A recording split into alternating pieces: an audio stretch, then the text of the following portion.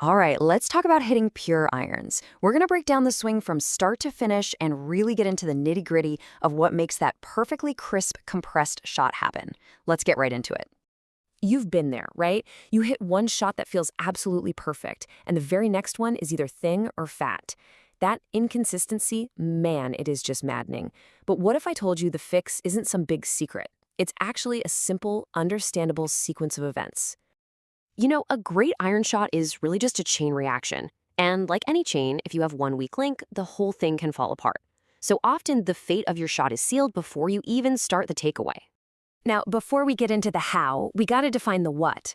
The goal here with an iron is compression. It's not about trying to lift the ball into the air. No. It's about a downward strike that hits the ball first and then the turf.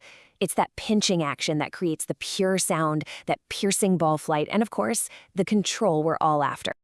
Okay, so let's start at the very beginning, the foundation, your address position. This isn't just about aiming the club. It's about building a stable base for a powerful, efficient swing.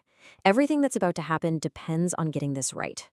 So check out the difference here. It's pretty stark. The pros, they set up for success from the get-go. See how the ball is centered? Their spine has this really specific forward tilt, somewhere between 35 and 45 degrees. And here's the kicker. Their hands are just slightly ahead of the ball. That's the forward press, and it basically presets that descending strike we want. Now, a lot of amateurs, well, they'll have their hands back, which just adds loft, or their spine tilt is way too shallow. That forces them into a flat swing, and that's a direct path to topping the ball. Next up, the backswing. Let's talk about how we build power. This phase isn't just about lifting the club to the top. It's about loading up potential energy. The best way to think about it is like coiling a spring. The more tension you can create, the more power you can unleash on the way down. So a proper coil is all about separation. A pro is going to rotate their shoulders maybe 80 to 90 degrees, but, and this is key, they keep their hip turn to a minimum, only about 30 or 40 degrees. That creates a huge amount of torque. The classic amateur mistake? Swaying off the ball or letting the hips turn just as much as the shoulders. It might feel powerful, but it's a massive power leak. You're basically letting all that stored energy escape before you even start your downswing. And this number really says it all. That simple sway, shifting your weight to the outside of your back foot instead of rotating around a stable center, that can slash your potential torque by up to 30%.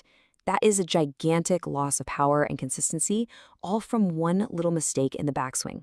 And now we've reached what might be the most critical part of the entire swing, a moment that lasts less than half a second.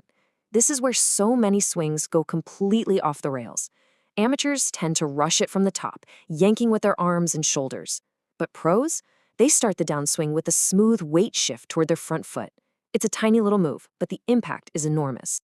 Okay, it's time to unleash all that energy we've coiled up. The downswing is one of the fastest movements in all of sports. And believe me, the sequence is everything. If you get it right, you're going to generate unbelievable power. Get it wrong, and it all just fizzles out. So the correct sequence works from the ground up. It goes hips, then your torso, then your arms, and finally the hands and the club release. This proximal to distal chain reaction creates incredible lag. That's that critical angle between your lead arm and the club shaft, which then snaps through the ball with massive speed. The classic amateur fault, of course, is the over-the-top move. That's where the shoulders spin out first, throwing the club on an outside-in path, which leads to pulls and slices and makes that descending blow we want literally impossible. And this right here is the result of a perfectly sequenced downswing. This quote says it all. When you compress the ball correctly, your divot, that little patch of turf you take, is in front of where the ball was. That's the physical proof you're looking for. That's a pure descending strike. Finally, we've got the follow-through. Now, don't think of this as just the end of the swing. Think of it more like a report card. Your finishing position tells the entire story of the swing that just happened. It doesn't lie. When you see a player holding a perfect balanced finish like this, you're seeing the evidence of a fantastic swing. All their weight is on their lead foot because they shifted correctly.